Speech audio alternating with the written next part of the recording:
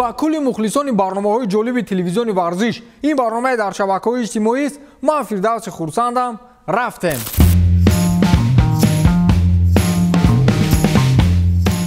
шаби гузашта барои мухлисони дастаи Барселона он қадар хотирмон набуд. Аз ин рӯ имрӯз расонаҳои иттилоотӣ низ бар нафъи онҳо кор нахоҳанд кард. Бинобар ин мухлисони Барсу Месси барои чанд рӯз бигӯем зери тозиёнаи маломату таҳқири хейтерҳояшон мемонанд хатое нахоҳад буд, чун табиати мухлисони ҳарду ҷониб ҳамин аст. охири ин баҳс маъмулан ҳамон хеле мешавад ки тарафайн даст ба гиребон шаванд. акнун бо таҳлили чанд далели ҳамин бозӣ мебинем ки бозии дишаба Роналдуро бартар нишон медиҳад ё Мессиро. аввалин омаре ки сархати тамоми расонаҳои иттилоотӣ буд ин ҳамон дастоварди навбатии Португалия аст ки ҳамагон дар мавридаш ҳарф мезананд. чӣ тавре нашрияи Goal дар саҳифаи твиттераш хабар медиҳад, Криштиану Роналду бо задани 2 гол дар ин дидор муаллифи чашмрастарин дастоварди футболӣ гардид. ӯ омори голҳои задашудаашро дар варзишгоҳи Камп Ноу ба 14 адад дар кулли мусобиқаҳо расонид ки ин беҳтарин нишондод барои ҳамлавари португалӣ аз миёни кулли варзишгоҳҳои сафарӣ мебошад ки дар онҳо бозӣ кардааст. маҳз ба шарофати пирӯзӣ бар Барселона Ювентус чун садрнишини гурӯҳ ба марҳилаи яккашниҳоӣ роҳ гирифт. бовар кунед ман мухлиси на ину на онам, вале ба қавле бояд қоил шуд ки мардак исбот кард ки ӯ рӯҳияи чемпионӣ дорад.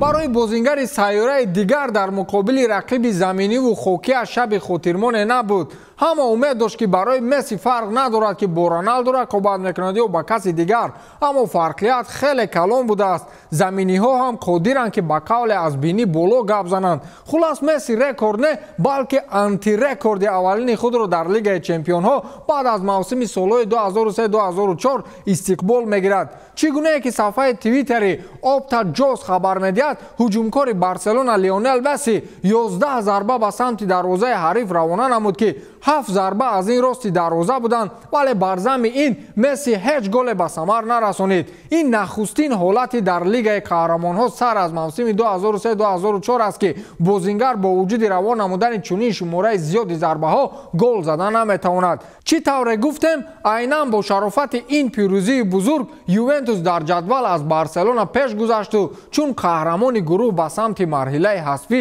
шитофт. ин шикасти ҳангомавии Барселона сари мухлисони Ювентусу Роналдуро барои чанд рӯзе боло кард. дигар бо онҳо гап зада намешавад. аммо бидонед ки Роналду ва Месси то он ҳадде душман нестанд ки мухлисонаш ҳастанд. баъди бозӣ аз Роналду пурсиданд ки шумо дар мавриди рақибатон чӣ андеша доред? ӯ чӣ ҷавоб дод? мо дар маросимҳои ҷоизасупорӣ 12-13 сол ин ҷониб иштирок мекунем ва ман ҳеҷ вақте дар симояш рақибро надидам. кулли инро дар расонаҳо аланга мезананд. мо ҳамавақт муносибати хуб доштем ва агар аз Месси ҳам бипурсед, ӯ ҳам чунин хоҳад гуфт. иқтибос меорад суханони Роналдуро футболи Италия бо такя ба сарчашмаҳои Movistar. шояд ин бечораҳо намедонанд ки мухлисонашон ҷои куштани якдигарро намеёбанд. шикасти дардноки хонагӣ аз дастаи Ювентусро бошад сармураббии феълии Барселона Роналд Куман чунин шарҳ дод. росташро агар бигӯям, ман ҳатто дар тааҷҷуб мондам ки чӣ тавр мо бозиро бад шуруъ кардем. бароямон шавқи бозикунӣ намерасид. баробар кардани ҳисоб аз 0-2 бар муқобили Ювентус бар ин дастаҳо воқеан ҳам хеле мушкил аст. вақте даста бидуни боварӣ ба худ бозӣ мекунад, ҳама вақт хатар эҳсос мешавад. ман ҳама вақт ба бозингарон мегӯям ки дар майдон аз онҳо чӣ мехоҳам. имрӯз мо мавқеи зиёди озодеро дар майдон монда будем ва дар масири 90 дақиқа ҳеҷ маротибаи бозиро зери даст нагирифта будем. дар хатти дифоъ бад бозӣ намудему. ҳеҷ бозиамон ба сатҳи мо мувофиқ набуд. Ювентус бошад ниҳоят боварибахш ба назар мерасид. иқтибос овардааст аз суханони Роналд Куман, сомонаи расмии УЕФА. ёдатон ҳаст вақте дастаи Барселона дар Турин ғалаба карда буд, ба сифати шӯхӣ дар Твиттер акси бузро гузошта буд. ин акси гузоштаи каталониҳо дар забони англисӣ маънои Goatро дорад ки Goat дар навбати худ шакли кӯтоҳшудаи беҳтарин бозингари давру замонро низ ифода мекунад. яъне вақте шумо акси бузро гузоштед, ба қавли рӯсҳо значит кадом бозингареро беҳтарин футболбози давру замон мегӯед. хулас каталониҳо баъди ғалаба бар муқобили Ювентус акси бузро гузоштанд ва Мессиро ишора карданд ки туриниҳо бо дидани беҳтарин футболбози давру замон хеле хурсанд шуданд. بعد تورینی‌ها چی جواب داده بودند؟ آنها نیز عکس بوز را گذاشتند و گفته بودند که ما در کامپ نو اساسی‌اش را نشان میدیم. در اون بازی رونالدو نبود که. خلاص در صفحه توییتر یوونتوس همین روز عکس بوز پیدا شد و نوشتند که ما در گپ خود ایستادیم و بهترین بازیگر دور و زمان را در کامپ نو برای کاتالونی‌ها به نمایش گذاشتیم. خیر مخلصان مسی غمگین نشوید. با قول خودمان حالا چند روز مخلصان رونالدو است. همش نقض می شود. همگان حیران بودند که در دقیقه‌های 20 بازی برای چی بحث و خرخشه به وجود آمد. کار این خیل شده است که داور چهارم رقابت مذکور سباستیان کولسسکو سرمربی دسته استانبول پیر وبر را آدم سیاه‌پوست گفته است.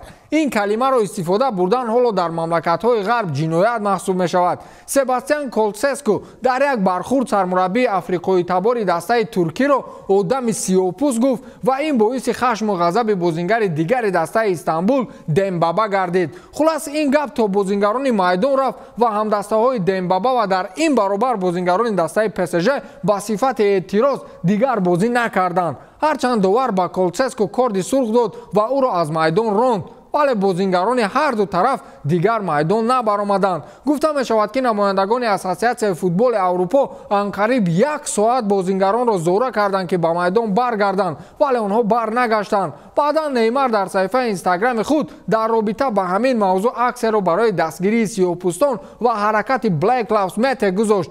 امباپه نیز به خاطر دستگیری سرمربی دسته استانبول با شهیر پیر وبر در صفحه اینستاگرام خود نوشت که نیست بود نژاد پرستی، پیر وبر ما با تو هستیم. خلاص در دفتر اویفا با خلاصه آمدند که بازی دسته‌های پسژ و استانبول با شهیر امشب برگزار گردد. این بازی در تاریخ لیگ چمپیون‌ها با رنگ سیاه الکی نوشته شد. یک نفر گفته بود که از روز فوتبال رو با سیاست وارد کردن دیگر این بازی برای من ورزش رقم 1 نیست. با همین تمام، تا دیدار، خیر.